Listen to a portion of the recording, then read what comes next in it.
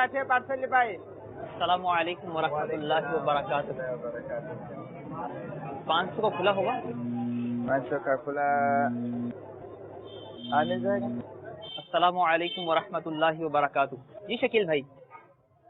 जी 15 शाबान को मगरिब की फर्ज सुन्नतों के बाद। जी बिल्कुल दुरुस्त फरमाया आपने।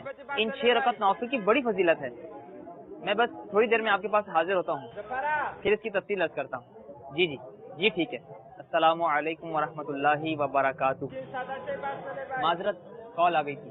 खैर यार, पैसे की जो आपने अभी फोन पे बता रहे थे मगरब के नफल के बारे में, वो हमको भी बताओ, हम भी पता है यार। जी 15 शाबान को मगरिब के फर्ज सुन्नत वगैरह के बाद 6 रकत नफल 2 रकत करके अदा किए जाएं। इसका नियत किस तरह करना है? पहली 2 रकतों से पहले ये नियत कीजिए, या अल्लाह अज़्ज़ व जल इन 2 रकातों की बरकत से मुझे दराज़ी उम्र बिल खैर अता फरमा। ठीक है।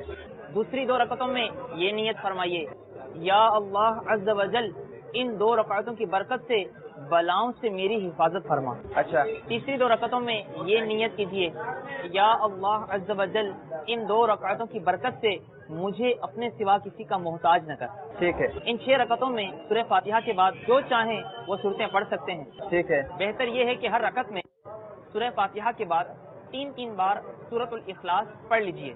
हर 2 रकत के बाद 21 बार कुल हुवल्लाहु अहद पूरी सूरत या 1 बार सूरह यासीन शरीफ पढ़िए, बल्कि हो सके तो दोनों ही पढ़ लीजिए। अगर किसी को पढ़ना नहीं आता फिर क्या करे? तो ये भी हो सकता है कि एक इस्लामी भाई बुलंद आवाज से यासीन शरीफ पढ़ें और दूसरे खामोशी से खूब कान लगाकर सुने।